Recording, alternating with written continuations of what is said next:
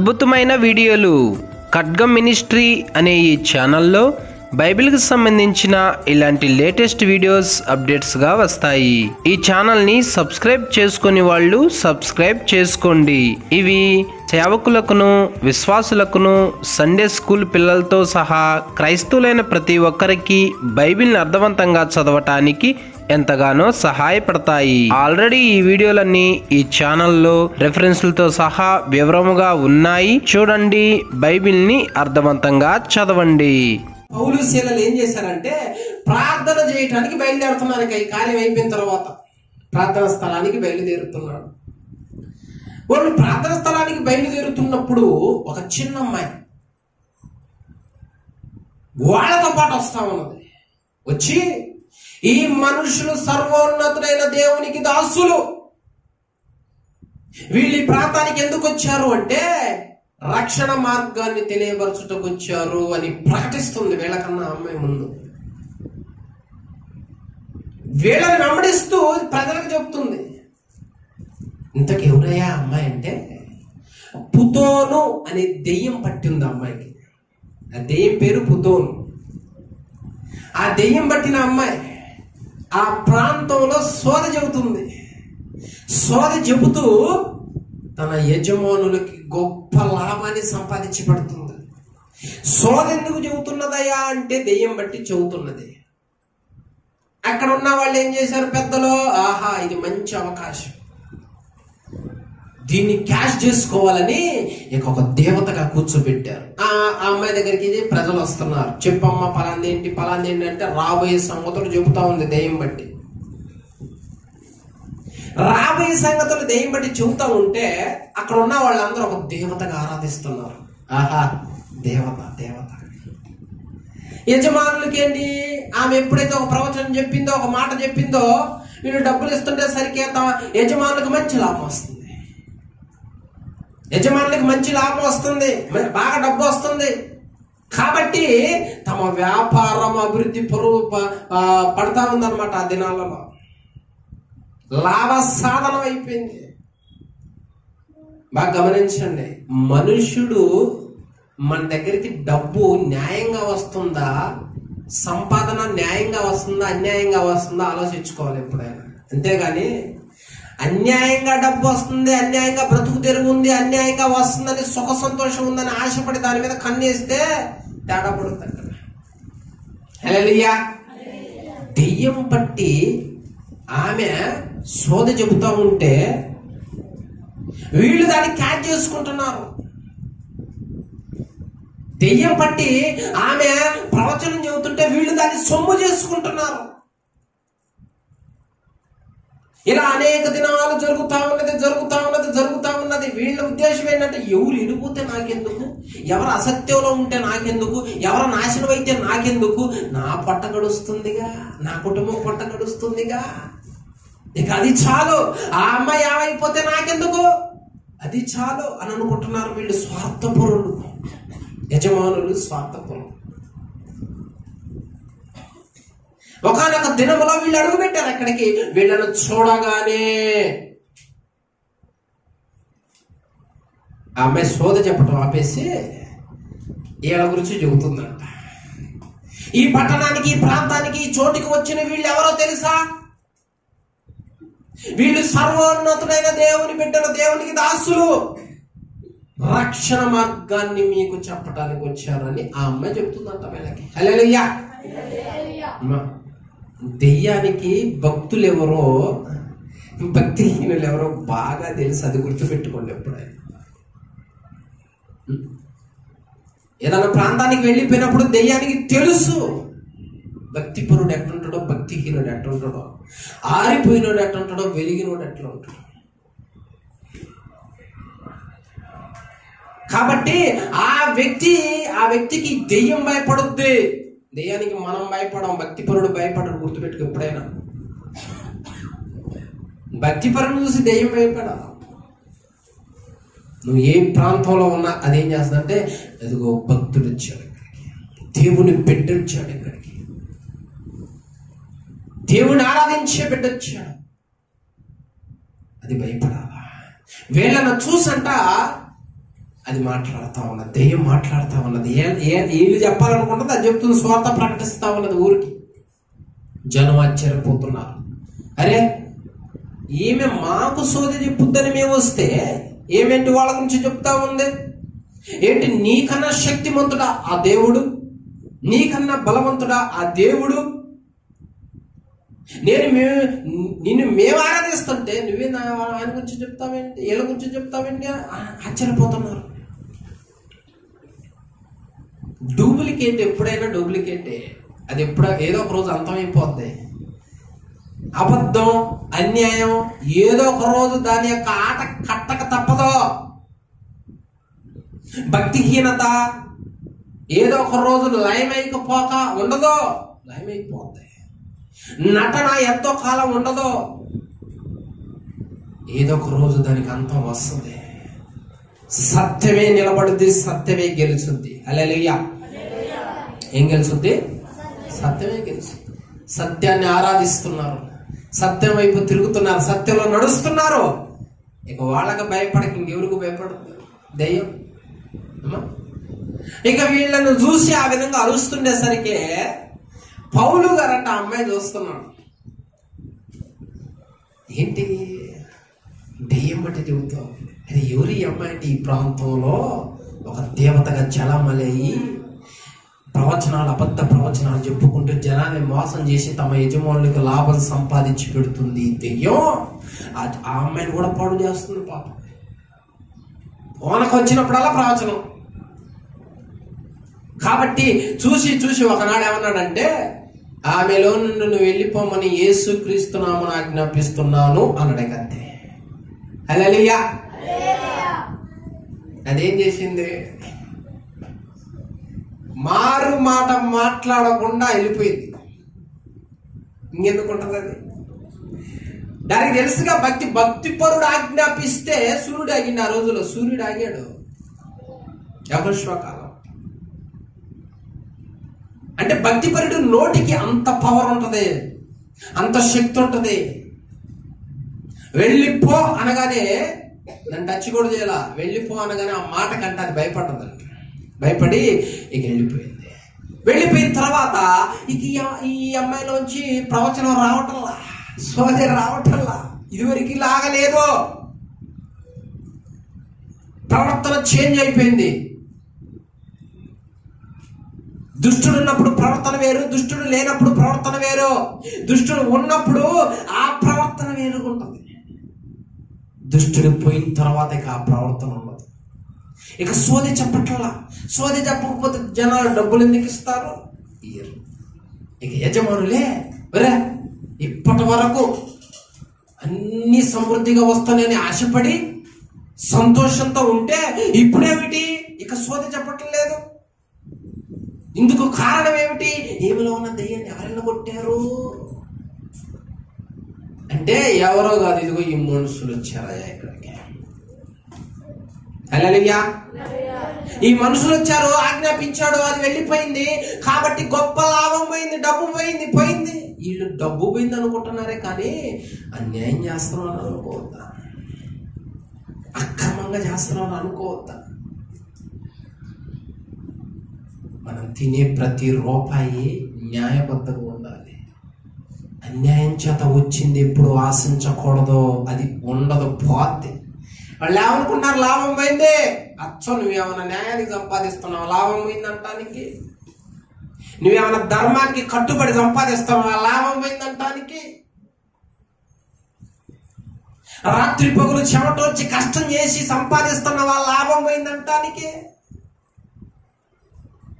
ఆ చిన్నమ్మాయిని అడ్డం పెట్టుకొని డబ్బు సంపాదిస్తా లాభం పోయిందే అని బాధపడుతున్నారంట. బైబిల్ ఏమంటుందో చూడండి. అక్కడ సామెతల గ్రంథము 16వ అధ్యాయము 8వ వచనం. సామెతల గ్రంథం 16వ అధ్యాయం 8వ వచనం. అన్యాయము చేత కలిగిన గొప్ప వచ్చుబడి కంటే హల్లెలూయా. అన్యాయముతో కూడిన గొప్ప వచ్చుబడి కంటే నీతితో కూడిన. ఏంటి నీతితో కూడింది? మన కష్టార్జితం. అమ్మా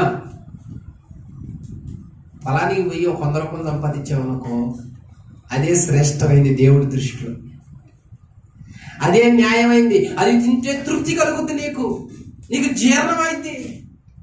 అన్యాయం చేత వచ్చే గొప్ప వచ్చుబడి అది వేస్ట్, అది నిలవదు, అది తృప్తి ఉండదు, శాంతం ఉండదు, సంతోషం ఉండదు. వీళ్ళు ఏం చేస్తున్నారంటే అన్యాయంగా వచ్చే ఆ లాభాన్ని ఆశిస్తూ వాళ్ళ జీవితాన్ని కొనసాగించుకుంటుంటే అన్యాయానికి అంతం ఏదో ఒక రోజు ఉండకపోదు కదా. ఇక అంతం వచ్చింది అన్యాయానికి, డబ్బులు రావట్లా, లాభం పోయింది. ఏం చేయాలి? లాభం పోయేసరికి ఏం చేయాలి? ఇక వాళ్ళందరూ పోగయి ఆ అమ్మాయిలోంచి దెయ్యాన్ని ఎందుకు వెళ్ళగొట్టినవురా అంటున్నారు. వాళ్ళని ఆ అమ్మాయిలోంచి దెయ్యాన్ని ఎందుకు వెళ్ళగొట్టినవురా అంటున్నారు. అదేది మంచి పని చేస్తే తప్పే ఉంది, మంచి పనేగా చేసింది. వాళ్ళకి మంచి పని చేస్తే మేము సంతోషించాల్సింది పోయి మీరేంటి మా మీదకి దొమ్మిగా వచ్చారు, అందరూ కూడి తగాదకు వచ్చారేంటి, గొడవకు వచ్చారేంటి, మేము ఏం అన్యాయం చేసినా ఆ అమ్మాయిని పాడు చేస్తుంది, వాళ్ళ ద్వారా అబద్ధ ప్రవర్తన చెప్పి జనాలు పాడు చేస్తుంది, మీరు డబ్బు గుంజుకుంటున్నారు. మేము న్యాయమేగా చేసింది, బాగుపడేవి కదా పనేగా మేము చేసింది. లోకము బాగుపడి పని చేస్తే నచ్చదు. మీకు బాగా ఒక ఆలోచన ఎప్పుడన్నా వచ్చిందో రాలేదో కానీ, గొప్ప షాపు ఓపెన్ చేసేటప్పుడు ఎవరిని పిలుస్తారు? సెలబ్రిటీని పిలుస్తారు, అవునా? వాళ్ళల్లో నీతి అయినా, న్యాయమైన, సభ్యత అయినా, సంస్కారం అయినా ఉంటుందా అంటే ఉండదు. వాళ్ళు పబ్బులకి వెళ్తారు, మందు తాగుతారు, వస్త్రహీనమైన వస్త్రాలు వేస్తారు, వాళ్ళ నటన బాగోదు. కానీ ఎవరిని పిలుస్తున్నారా అంటే ఏళ్ళనే ఎందుకు పిలుస్తున్నారు? ఏ నీతిగా ఉన్న భేదవాడు పనికి రాలేదా? న్యాయంగా నడుస్తున్నా వాడు పనికి రాలేదా? వాడి దగ్గర డబ్బు లేదు, వాడి దగ్గర ఆస్తులు లేవు, న్యాయం ఉందిగా, నీతి ఉందిగా, ఎవరికి హానికరుడు కాదు కదా, అలాంటి వ్యక్తిని పిలిపిస్తే నీకు దీవెన కదా. ఏళ్ళెందుకు పిలిపిస్తున్నావు అంటే ఎవరు ఎడిపోతే నాకెందుకు, నాకు నీతి న్యాయాలు కదా, బిజినెస్, డబ్బు డబ్బు డబ్బు డబ్బు కావాలా. ఎంత అన్యాయం ఇది. లోకం ఎవరిని ప్రేమిస్తుందంటే తన వారిని ప్రేమిస్తుంది. వీళ్ళు న్యాయం చేస్తే వీళ్ళని ఏమంటున్నారు అంటే ఎందుకు దెయ్యాన్ని ఎలా కొట్టావు అంటున్నారు. అంటే వీళ్ళ ఆలోచనలు ఎలా ఉన్నాయి? నలుగురు ముంచి బ్రతికే ఆలోచనలే, నలుగురు ముంచి బ్రతికే ఆలోచన. లోకం ఆలోచన ఎలా ఉంటుందంటే ఎవరు ఎడిపోతే నాకెందుకు, నాకు ఎవరు గొప్ప పేరుతో ఉన్నారు, గొప్ప పలుకుబడితో ఉన్నారు, వాళ్ళ ద్వారా వాళ్ళు అడుగు పెడితే నేను బిజినెస్ బాగుంటుంది, అది ఆలోచిస్తున్నారే కానీ జీవనాన్ని ఆలోచిస్తున్నారు, ఎలా బ్రతకాలని ఆలోచిస్తున్నారు కానీ నీతి, న్యాయము, ధర్మం ఎవరు ఆలోచిస్తున్నారు? మీరు పోయారు అలాంటి ఓపెనింగ్లకి, అక్కడ దేవుడు ఉన్నాడు, దెయ్యమే ఉండేది. హల్లెలూయా. ఎవరుంటారు అక్కడ? దేవుడు. ఒక దైవజనుడిని పిలిచి ప్రార్థన చేయించుకుంటే మంచిదే. నీతితో కూడుకున్న దాని దగ్గరికి జనాలు రారు. ఎందుకంటే అక్కడ ఏముండదు, అన్యాయం చేత వచ్చుబడి ఉండదు కాబట్టి నీ ఇష్టం ఉండదు. ఎందుకు వెళ్ళగొట్టారు అమ్మాయిలు వచ్చి దెయ్యం అంటే ఆ అమ్మాయి బాగుపట్ట వీళ్ళకి ఇష్టం లేదు. లాభ సాధన కొరకు వాళ్ళు ఆశపడుతున్నారు. మనం కూడా అంతే, అన్యాయం వద్దు, న్యాయమైంది కావాలి అని వాళ్ళని పట్టుకొని బెత్తముతో కొట్టండి వీళ్ళనే, బెత్తముతో కొట్టండి వీళ్ళనే అనేసరికి బెత్తం తీసుకొని వాళ్ళ ఇష్టం వచ్చినట్టు కొట్టారమ్మా. హల్లెలూయా. ఇప్పుడు ఒక ఆలోచన రావాలి, నోటి వాక్కు ద్వారా దెయ్యాన్ని వెళ్ళగొట్టగలిగిన కెపాసిటీ కలిగిన వాళ్ళు బెత్తం చేత తన్నులు ఎందుకు తిన్నారబ్బా? ఆలోచన రావాలా. నోటి వాక్కు చేత ఆత్మను రక్షించగలిగిన శక్తి కలిగిన వాళ్ళు బెత్తం దెబ్బలు తింటాం ఏంటి? దిక్కులేని వాళ్ళగా ఏ ఒక్క నోటి వాక్కు చెబితే వాళ్ళు భస్మైపోరు అని ఆలోచన రావాలి. ప్రభు శక్తిమంతుడు. మన ఆలోచనలు ఆయన ఆలోచనలు చాలా తేడాగా ఉంటాయి. మనం ఈ టైపులో ఆలోచిస్తే ఆయన ఏ టైపులో ఆలోచిస్తాడంటే ఈ దెబ్బలు వాడుకోవాలి ఇప్పుడు పరిచయంలో. హల్లెలూయా. అర్థమవుతుంది? ఈ దెబ్బల పరిచయంలో వాడుకోవాలా. ఏనుగు దంతానికంట సచ్చినా 10 బతికినా విలువ.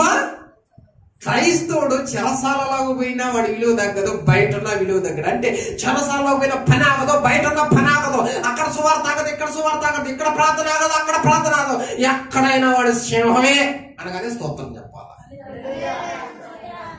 హల్లెలూయా. సైలెంట్ ఉంటే అట్లా సైలెంట్ మాకు బెత్తంతో వెళ్ళిన దెబ్బలు కొట్టనేసరికి ఆహా అవకాశం దొరికిందని గుల్ల వల్ల కొట్టారు. దాని తర్వాత ఏం జరుగుతుందో ఏళ్ళకేం తెలుసు, అర్థమవుతుంది.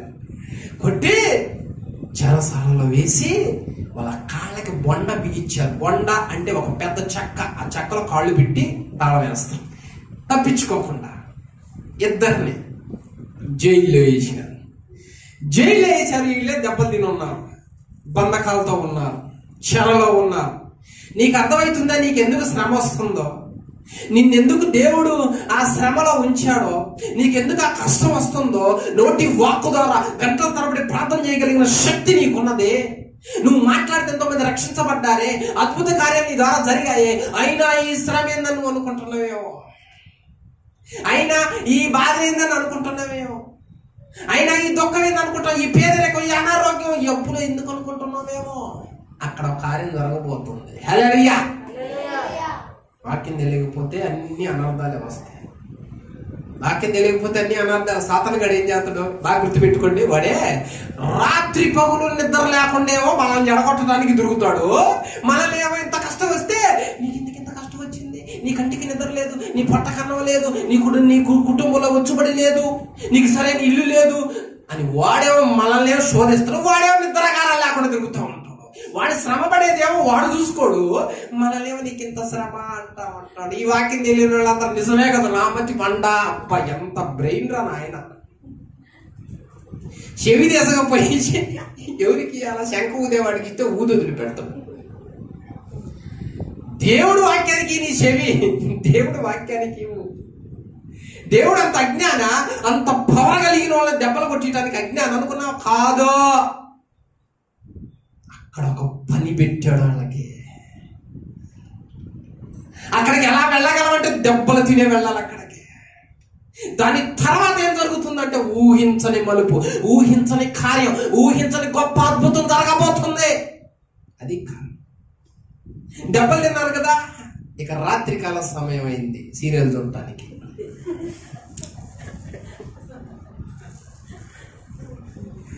అర్ధరాత్రి అయింది. ఇంకెవరు అందరు నిద్రపోతారు కానీ నేను కూడా కనపడ్డా. ఇక పెట్టో అయిపోయిందాక అనమాట. ఇంక అడ్డు ఉండదు ఏముంటుంది. రాత్రి అయిందమ్మా, మధ్యరాత్రి అంటాం. మధ్యరాత్రి ఆ మధ్యరాత్రి వేళ అందరూ గురక నిద్రతో కొంతమంది ఉంటే, కళలో కొంతమంది ఉంటే, స్వయం నిద్రలో మత్తు నిద్రలో కొంతమంది ఉంటే, వీళ్ళేమో ఒకళ్ళ పాట పాడటం, ఒకళ్ళేమో ప్రార్థన చేయటం అంట, ఒకళ్ళ పాట పాడటం, ఒకళ్ళ దేవుని మహిమపరచడం అంట. హల్లెలూయా. ఇక ప్రార్థన చేస్తున్నారు. ఖైదీలే వింటా ఉన్నారు. వీళ్ళు పాట పాడుతున్నారు, కీర్తనలు పాడుతా ఉన్నారు. అబ్బో ఏం ఆసక్తి రా నాయన, ఏం ఆసక్తి వాళ్ళకి. ఆ శ్రమలో, ఆ బంధకాలలో కాళ్ళే ఉన్నా నడవటానికి ఏమో బొండ బిగించారాయా, బంధకాలు ఉన్నాయా. నోరుని ఖాళీగా ఉంచట్లా క్రైస్తవుడు. ఖాళీగా ఉన్నాడు అక్కడ. శక్తి కలిగినోడు క్రైస్తవుడు. ఏమనుకున్నా శక్తి కలిగినోడు క్రైస్తవుడు. మధ్యరాత్రి వేళ ప్రార్థన చేస్తూ కీర్తన పాడుతూ ఉంటే ఒక్కసారిగా కరెంటు పోయింది అనుకున్నారా? అరే కరెంటు పోతే ఇంకేం చూస్తాం, టీవీ ఇంకేం చూస్తాం. అమ్మా ఈడు ఈ సీన్ లోనే కట్ చేసిండు. ఈడు నాశనంగా ఒక్క సీన్ అయిపోయేదే. చెప్పని సీన్ అసలు ఏం దొరుకుతుందో షాకు అని అరుగులు మీద కూర్చోవడం, తెల్లారి మాట్లాడుకోవడం. రాత్రి కరెంటు పోయింది, నాశనం. కానీ ఏం జరిగింది అక్క, ఏం జరిగింది అక్క, ఏం జరిగింది?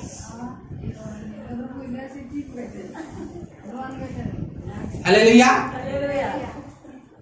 అర్థమవుతుంది. ఒక్క సీన్ అయిపోయింది, కరెంటు పోయింది. ఒక్కసారిగా అనేసరికి కరెంటు పోయింది. ఇంకేం జరుగుతుంది? ఇంకోసారి చెరసాలలో ఆ భక్తి పురులు ప్రార్థన చేస్తుంటే అక్కడ రాయబడింది లేఖనం చూడండి ఒక్కసారిగా. అపోస్తుల కార్యములు అందరూ చూడండి. అపోస్తుల కార్యములు 16వ అధ్యాయము 26వ వచనం. అప్పుడు అకస్మాత్తుగా మహాభూకంపం కలిగిన చెరసాల పునాదులు అదిరేను, తలుపులు తెరుచుకొనేను, అందరి బంధకములు. ఈ పాయింట్ కావాలి ఇప్పుడు మనకి. ఇప్పుడు చెరసాలకు ఎందుకు పోయారు వీళ్ళు? బెత్తలతో తన్నులు ఎందుకు తిన్నారు? శ్రమ ఎందుకు అనుభవించారు? ఆ బండి ఎందుకు వేయించుకున్నారు? ఆ అవమానాలు ఎందుకు పట్టారంటే ఆ వ్యక్తి నలుగుతుంటే బంధకాలు అందరూ ఓడుతున్నాయంట. హల్లెలూయా. అర్థమైందా? ఇప్పుడు నువ్వు శ్రమ అనుభవిస్తే ఏం జరుగుతుందో తర్వాత?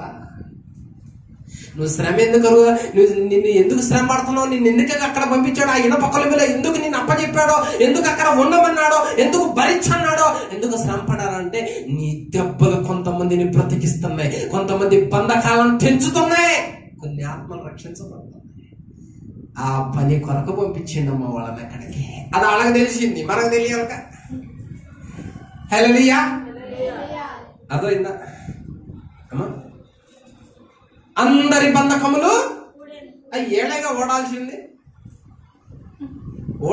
ఏళ్ళగా. ఆలయ ఓడటం ఏంటి? ఏళ్లతో పాటు అంటే నిన్ను పంపించినందుకేరా.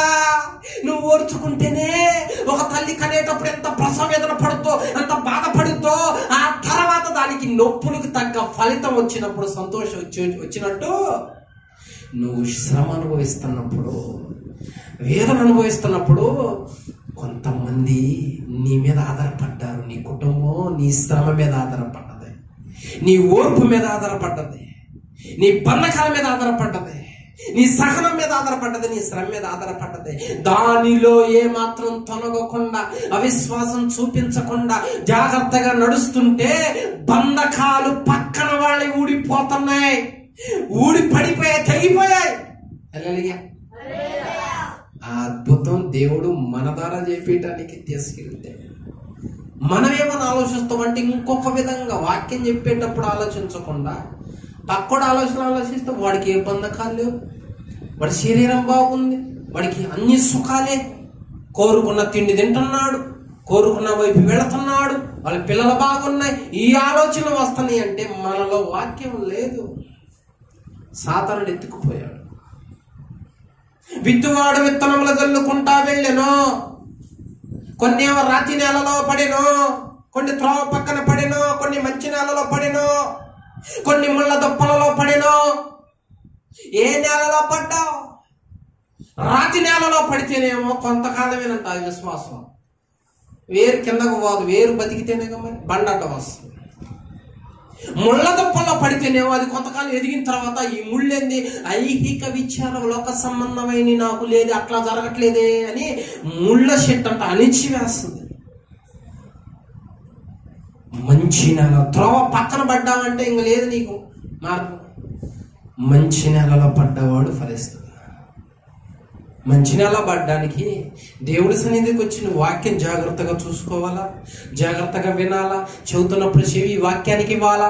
హల్లెలూయా. హల్లెలూయా. భక్తిపరుడు నాతో దేవుడు మాట్లాడుతున్నాడు కదా, నన్ను నా కుటుంబాన్ని కాపాడుతున్నాడు కదా, ఈ శ్రమకి నన్ను ఎందుకు అప్పచెప్పాడు, ఈ శోధనలో నన్ను ఎందుకు ఉంచాడు, నన్ను ఎందుకు నలుపుతున్నాడు అంటే ఏదో ఉంది, నా ద్వారా కార్యం ఏదో జరగబోతుంది అని ఆలోచించాలి. నా ద్వారా ఎవరో బంధకాలు తెగబోతున్నాయి, నన్ను వాడుకోవటానికి, నన్ను గణపరచటానికి. నా ఒక్కడి మీద అంతమంది ఆధారపడ్డారంటే నేను ఓర్చుకోకపోతే ఎట్లా? ధన్యత ఎవరికి ఇప్పుడు? దీవెన ఎవరికి ఇప్పుడు? ఆయన పొందిన దెబ్బల ద్వారా మనకేం కలుగుతుంది? ఆయన దెబ్బ పడకపోతే, దెబ్బ పడుతుంటే మనకి స్వస్థత వస్తుందంట. అందుకని ఆయన అప్పగించుకున్నాడు నా బిడ్డల కోసం. శోధన వస్తుంది, దానిలో ఆనందించటం నేర్చుకో, నలగటం నేర్చుకో, అనుభవించటం నేర్చుకో, సహనం నేర్చుకో. ఎందుకంటే కొంతమంది బంధకాలు యేసు నామములో తెగిపోవాలా. హల్లెలూయా. కొంతమంది బంధకాలు తెగిపోవాలి. అందుకనే నిన్నేం చేశాడంటే కృప కలిగిన దేవుడు, నిన్నేం చేశాడంటే దయ కలిగిన దేవుడు ఆ కుటుంబంలో నీ మీదకి ఆ సమస్యలో నేను అట్లా పెట్టాడు. నువ్వు ప్రార్థన చేయటం ఆగకూడదు. వాళ్ళు బయట ఉన్నప్పుడు ప్రార్థన ఆగల, లోపల ఉన్నప్పుడు ప్రార్థన ఆగల, బంధకాల్లో ఉన్నప్పుడు ప్రార్థన ఆగల. అలా ముందుకు కొనసాగిపోతున్నప్పుడు దెబ్బ పడితే పడింది, కానీ ఎన్ని దెబ్బలు తిన్నారో తెలియదు, కానీ బంధకాలు మాత్రం అందరి ఊడిని అంట. ఇంకంతగా అమ్మ ఎన్ని రోజులు స్వార్థ చేస్తే అంతమంది బంధకాలు ఓడగొట్టాలా? ఎన్ని రోజులు ప్రార్థన చేస్తే అంతమంది బంధకాలు పోవాలా? క్రైస్తవుడి మీద పడే ఒక్కొక్క నింద, ఒక్కొక్క దెబ్బ సహిస్తున్నప్పుడు నీ ద్వారా పుట్టిస్తానంట దేవుడు. నీ ద్వారా దేవుడు ఎన్నో కార్యాలు చేస్తారంట, గొప్ప కార్యాలు చేస్తారంట. భూమి అంట మహాభూకంపం కలిగింది అకస్మాత్తుగా. అంటే ఆ ఓర్పు, ఆ సహనం, ఆ దెబ్బల యొక్క మంట ఏ కార్యం చేసి పెట్టింది అక్కడ. బయట లేకపోయినా లోపల ఉన్నా కానీ సింహాలే. నీ కుటుంబంలో నువ్వు అలా ఉండు, నీ భక్తిలో నువ్వు అలా ఉండు. దేవుడు మనల్ని శక్తిమంతులుగా ఉన్నాడు, బలహీనులుగా ఉండమనలా. ఎక్కడికి వెళ్ళినా, చెరసాలను వెళ్ళినా, శిరచ్ఛేదనం చేయడానికి వెళ్ళినా, ఇదిగో ఈ స్థితికి నన్ను దేవుడు అప్పగించాడేమో, ఆయన నామానికి ఏదో కార్యం జరగబోతుంది, నా ద్వారా కొంతమంది రక్షించబడబోతున్నారేమో, అందుకే దేవుడు నాకు ఈ స్థితిని ఇచ్చాడు అని అట్లా ఆలోచించు. దేవుడు అన్యాయం చేస్తాడా? మరి అన్యాయం చేయని దేవుడు ఎందుకు ఈ శ్రమలో అంటే బంధకాలు ఓడాలి. బ్రతికినన్ని దినాలు కూడా ఒక్క వ్యక్తిని కూడా రక్షించకపోతే, కనీసం నీ కుటుంబ బంధకాలు తెగిపోతే ఎట్లా అంటే నువ్వు ఓర్చుకోవటం. వాళ్ళు ఓర్చుకున్నారు, వాళ్ళు సహించారు, వాళ్ళు నిందలపడ్డారు, దెబ్బలు తిన్నారు. అందరు బంధకములు ఊడాయంట రాత్రి. అందరు లేదు, ఎట్లా ఉన్నారనుకున్నావు? పిడుగుపడ్డప్పుడు లేదు, ఒకళ్ళ మొక్కలు చూసుకుని భయంతో ఉంటారే. అందరూ భయంతో బంధకాలు ఊడిపోయి పునాదులు అదిరేసరికి అందరు ఇంటి పిక్కుమట్టు ఉన్నారంటారు. ఆ చెరసాల అధికారి ఏమో ఏంది కార్యం, ఏంది ఈ బంధకాలు ఊడిపోవటం ఏంటి? ఖైదీలు మొత్తం తప్పించుకున్నారేమో. వామ్మో ఇంకేముంది, నా బతుకే ఉంది, నన్ను చంపుతారుగా, ఖైదీలు మొత్తం తప్పించుకున్నారని కత్తి తీసుకొని పొడుచుకోబోతున్నాడంట అక్కడ. మరి ఖైదీలు అందరూ బారిపోతే అని అడుగుతారుగా లెక్క. అందుకనే కత్తి తీసుకుని పొడుచుకోబోతుంటే పౌలు అంటాడు, ఆగా ఏంది పొడుచుకోబోతావేంది, మేం పారిపోలా, ఇక్కడే ఉన్నాం అన్నాడంట. హల్లెలూయా. ఇక్కడే ఉన్నాం, మేము ఎవరు మారిపోలే, ఇక్కడే ఉన్నాం అన్నాడు. అనగానే అదురుపోయి, జైల్లో వేసిన ఆయన అదురుపోయి, అయ్యలారా రక్షించబడాలంటే నేనేం చేయాలి? ఇంత గొప్ప దేవుడు, అందరూ అప్పుడు కొడతంటే నేను కూడా అన్నా, అందరూ అవమానిస్తుంటే నేను కూడా దానికి సమ్మతించా, నేను కూడా తనివి తీరా చూసా, చెరసాలలో వేసా, కాపలా ఉన్నా. కానీ దేవుడి ఆలోచన ఎట్టుంది, నా ఆలోచన ఎట్టుంది. నేనేమో అధికారం ఉంది కానీ ఎట్టబడితే అట్ట ప్రవర్తించా, నువ్వేమో అందరు బంధకాలు ఊడిపోతాయి నా ద్వారా అని ఆలోచించి, ఇంతకన్నా ధన్యత నాకు ఏముంది ప్రభు అని చెరసాలకు వచ్చి అప్పగించుకున్నావు నేను. దేవుడు చెరసాలకు పోమంటే నీకు స్తోత్రాన్ని అప్పగించుకున్నావా? నీకు కలిగిన శ్రమలో నువ్వు సంతోషిస్తున్నావా? ఏదైనా దేవునికి స్తోత్రం అనగలిగిన కెపాసిటీ ఉన్నదా? ఉంటే అక్కడ మహాకార్యం జరగాల, మహాభూకంపం అంటే అదే. ఏ టైపు కార్యం ఉన్నది? ఓర్చుకోక అక్కడ దేవుడి మీద సొనిగి, దేవుని అవమానించి, ఆయన నాకేం చేశాడు అని విశ్వాసంలో సన్నగిలితే జరగాల్సిన కార్యం జరగట్లా, ఆగిపోతుంది. అది అర్థం. జరగాల్సిన కార్యం జరగట్లా, ఆగిపోతుంది. ఆగిపోవడానికి కారణం ఏంటంటే వాళ్ళు చెరసాలకు పోయి మామూలుగా లేరు, యథావిధిగానే ప్రార్థన చేస్తారు. అంటే వాళ్ళకి ఏమర్థమైందంటే, ఇక్కడికి మనల్ని ఎందుకు తీసుకొచ్చారంటే ఇక్కడ కూడా పని ఉంది రే పౌలు, శీలా ఏడ కూడా పని ఉంది మనకి అని అక్కడ కూడా వాళ్ళు ప్రార్థన చేయటం, పాటలు పాడటం. అమ్మా, అందరి బంధకముల ఊడేనో. ఎంతమంది భార్యలు, ఎంతమంది భర్తలో ఒకప్పుడు మా ఆయన భార్యలు సాక్షి, మా ఆయన ప్రార్థనకు ఒప్పుకునేవాడు కాదు, తిట్టేవాడు, ఏంది అదేంది ఇదేంది అనేవాడు. తర్వాత దేవుడే చూసుకుంటలేని ప్రార్థనకు పోయి సాటుకు ప్రార్థన చేసి ఏడ్చి చేస్తే ఒకరోజు ప్రభు నా భర్తను దర్శించాడు అని సాక్ష్యం చెప్పింది ఎంతమంది. హల్లెలూయా. నడవండి ఆ శోధనలో, ఆ శ్రమలో, ఆ వేదనలో. ప్రభు ఏదో ఒక దినం మహాకార్యం చేయనుగాక. ఆమేన్. అర్థమైంది వాళ్ళు ఎందుకు పంపించాడు అక్కడికి? చెరసాలకి ఎందుకు పంపించాడు అర్థమవుతుందా? బంధకాల్లోకి ఎందుకు పంపించాడు అర్థమవుతుందా? అందరి బంధకములు ఓడగొట్టడానికి. ఇప్పుడు నా ద్వారా కొంతమంది రక్షించబడతారు అని దేవుడు నిర్ణయించాడు అనుకో, నేను మరణానికైనా సిద్ధపడాలి, ప్రాణత్యాగానికి సిద్ధపడాలి. ఎందుకంటే జీవితం ఇదిగా, మనం ఈ లోకం కోసం కాదు కదా బతికేది. ఈ లోకంలో ఎట్లా బ్రతకాలని ఆశతో కాదు కదా. ప్రభు మాట కొరకు మనం బ్రతకాలి. ప్రభు మాట కొరకు బ్రతకాలి. బయట ఉండి చెరసాల పునాదులు బద్దలవును గాక అని అనకపోలే వాళ్ళే ఇల్లు. మరి చెరసాల్లోకి ఎందుకు వెళ్లాల్సి వచ్చింది? మన ఆలోచనలు ఎట్టుంటాయి, దేవుడు ఆలోచనలు అంటే కాదు బిడ్డ. నువ్వు ఈడ దిక్కులేనోడిగా, నువ్వు ఇక్కడ దెబ్బలు తిని, మాటలబడి, అవమానాలు పాలయ్యి, నీ పక్షాన ఎవరు లేకుండా ఉసూరం అంటూ అక్కడికి వెళ్ళినప్పుడు అక్కడ నిన్ను లేపుతా, నీ తల పైకి లేపి నిన్ను గణపరిచేటట్టు చేస్తా అంటాడంట. పౌలు శీలక చెరసాల అధికారులు ఏం చేశాడు చూడు. అక్కడ అపోస్తుల కార్యములు 16వ అధ్యాయము ఏమంటున్నాడు అక్కడ 29వ వచనం. వణకుచ్చు పౌలుకును శీలకును సాగిల పట్టడంట. ఇదివరకు చేసిండట. చెప్పు, గణపరుస్తున్నాడు దేవుడు. గొప్ప కార్యం చేశాడు, ఏళ్ళను గణపరుస్తున్నాడు. అధికారి, చెరసాల అధికారి ఎలా సాగిలి పట్టం ఏంటంటే, వీళ్ళు మామూలు కాదు. వీళ్ళు క్రీస్తు నిమిత్తం, తాను నమ్మిన దేవుని నిమిత్తం దెబ్బలు తినటానికి, చెరసాలకు వెళ్ళటానికి అయినా సిద్ధపడి కొంతమందిని బంధకాలు ఓడగొట్టారంటే, ఈ కార్యం నా జీవితంలో నేను ఎప్పుడు చూడలేదు, వినలేదని సాగిలి పట్టడంట వాళ్ళిద్దరికి. హల్లెలూయా. ఎంత గొప్ప కార్యం ఇక్కడ జరిగింది. ఇలాంటి వీడియోస్ కోసం ఈ ఛానల్ని సబ్స్క్రైబ్ చేయండి, లైక్ చేయండి, షేర్ చేయండి, కామెంట్ చేయండి. God bless you.